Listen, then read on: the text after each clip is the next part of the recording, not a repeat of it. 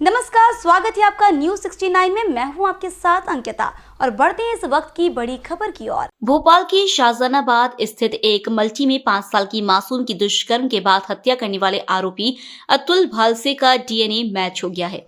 बुधवार शाम forensic lab से आई रिपोर्ट में इसकी पुष्टि हो गई।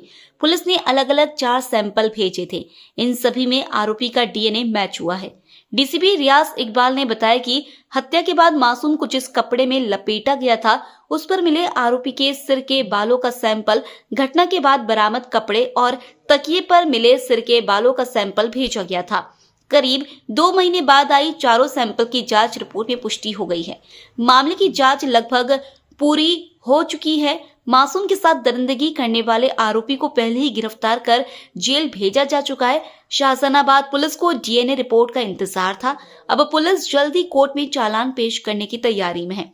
संभवतः शनिवार तक चालान पेश हो सकता है। मामले की जांच के लिए बनी एसआईटी मासूम के परिजनों के बयान दर्ज करने के साथ बाकी जांच पूरी कर चुकी है। सबूत जुटाने के साथ एसआईटी केस से जुड़े लोगों के बयान दर्ज कर चुकी है। अब सिर्फ कोर्ट में चालान पेश करना है। बता दें कि मासूम 24 सितंबर को लापता हुई थी। वह दादी के पास से नीचे अपने घर किताब लेने आई थी। उसी समय सामने रहने वाले आरोपी अतुल भालसे ने मासूम को फ्लैट में खींच लिया। उससे दुष्कर्म के बाद गला दबाकर हत्या कर दी। 48 घंटे बाद पुलिस ने आरोपी के बाथरूम की टंकी से मासूम का शव बरामद किया था।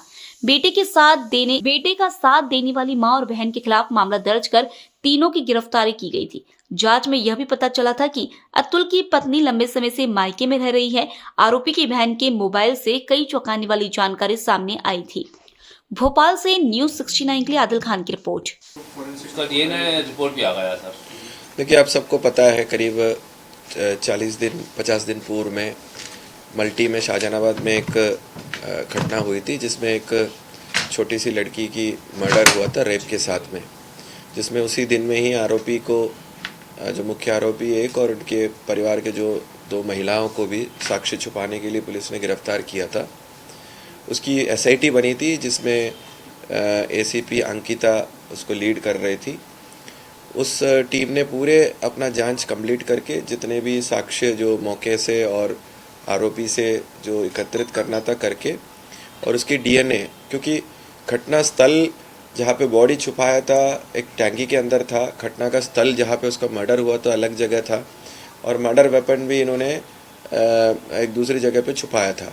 तो ये तीनों जगह से पुलिस ने डीएनए का एविडेंस एकत्रित किया था और कल इसकी रिपोर्ट आई है जिसमें चारों जो डीएनए हमने चारों जगह की अलग अलग चीज़ें हमने मैच करने के लिए भेजा था, उस सबसे ये सिद्ध होता है कि इसी व्यक्ति ने ही, आरोपी ने ही मर्डर किया है और उसी ने ही उसी टंकी में उस बच्ची को डाला है और उसी ने ही उस जो हथियार वगैरह जो यूज़ किया था और कपड़े वगैरह जो उसने फेंके थे उसी व्यक्ति ने ही जाके फेंका था। ये सिद्ध हुआ है। तो अभी हमारा इन्वेस्टिगेशन कंप्लीट हो गया है। वो सारे साक्ष्यों के साथ में हम उसके चालान तुरंत अभी आज या कल ही हम न्यायालय को सबमिट करेंगे, क्योंकि ये फास्ट ट्रैक वाला मामला है। तो जल्दी से जल्दी इसका ट्रायल हमने प्रोसिक्यूशन के जो अधिकारी जो ये केस लड़ेंगे उनको भी पूरे इन्वेस्टिगेशन में हर चीज़, हर घटनास्थल उनको दिखाया है। और इस केस में हमने बहुत सारे एक्सपर्ट्स के साथ फॉरेंसिक और वगैरह उनका भी राय लिया है और उनका भी अभिमत जो वगैरह जो एक्सपर्ट ओपिनियन है उसको भी उसमें रखा है। तो हम कड़ी से कड़ी सज़ा जो है आरोपी को इसमें दिलाएंगे। आरोपी का परिजन जो है ना, उनने साक्ष्य छुपाने की ऐसी घटना कोई, उसमें जो पोस्को एक्ट है उसमें भी धारा होता है कि कोई बच्चे के साथ कोई घटना होती है तो तुरंत उसकी सूचना आपको पुलिस को देना पड़ता है। सूचना ना देना भी अपराध होता है। हमने वो धारा भी बढ़ाया है। पुलिस के काम में उस दिन उनने बाधा डाले थे कि पुलिस को अंदर जाने नहीं दे रहा था, उसमें भी हमने 353 जो पुराने आईपीसी की जो धारा है वो भी हमने डाले थे। तो उनके ऊपर भी साक्ष्य छुपाने का 201 का जो आईपीसी का जो सेक्शन है साक्ष्य छुपाने का, ये 3-4 धाराओं पे उनके विरुद्ध में भी कार्रवाई हुआ है, क्योंकि मर्डर में वो शामिल नहीं थे, बट बाकी जब जानकारी होने के बाद उन्होंने चीज़ों को छुपाया, आरोपी को बचाने की प्रयास किया।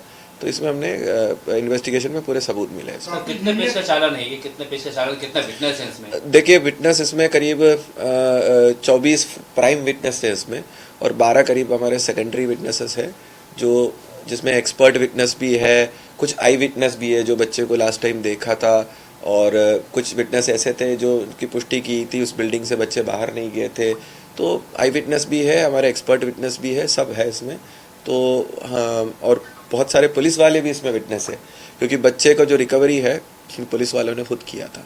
तो हमने घटना का जो इवेंट है उसको रिक्रिएट भी करके देखा था कि क्या संभव है कि एक व्यक्ति अकेले उस बच्चे को ऊपर शेल्फ में टंकी में डाल के रखे। ये सब चीज़ें इन्वेस्टिगेशन में सिद्ध हुआ कि वो अकेला ही था, अकेला रख सकता है। और अकेले जब उतारे थे हमने तब भी वो देखा था कि कितने लोगों की मदद से उतार सकता है, नहीं सकता है, सारी चीज़ें हमने देख लिया। तो इन्वेस्टिगेशन हमारा पूर्ण हो चुका है और जल्दी से जल्दी उसका ट्रायल शुरू हो जाएगा। आपको पूरी उम्मीद है सर कड़ी से कड़ी सजा मिलेगी? बिल्कुल। इसमें रेयरेस्ट जो केस हम कहते हैं सुप्रीम कोर्ट जिसको क्वालिफाई करते हैं उस श्रेणी में ये आता है। और हमारा और प्रोसिक्यूशन का पूरा प्रयास रहेंगे तो कड़ी से कड़ी से दिला दें। सर पूछताछ में कुछ आया उस बच्चे उस आरोपी से कि किस वजह से उसने किया, क्या नशे का या अन्य तरह का? हमारे जो इन्वेस्टिगेशन में समझ में आया था कि ऐसे लोग जो होते हैं जो मानसिक जो विकृति जो बोलते हैं, जिनके जो साइकोलॉजी होता है कि इस तरह के अपराध करने का, उस तरह का एक अपराधी है।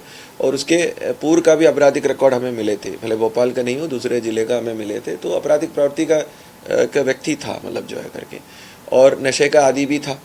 तो वो हमारे सारे जो इन्वेस्टिगेशन वही सिद्ध करता है कि वो जानबूझकर ये घटना की है और उसकी सज़ा उसको मिलना चाहिए।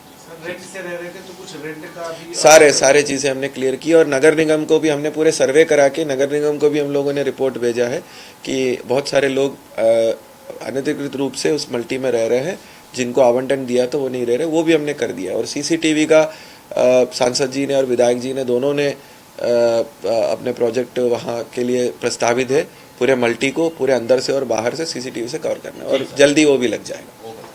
ठीक है। इस खबर पर आपकी क्या है राय, हमें कमेंट सेक्शन में जरूर बताएं। तब तक के लिए धन्यवाद।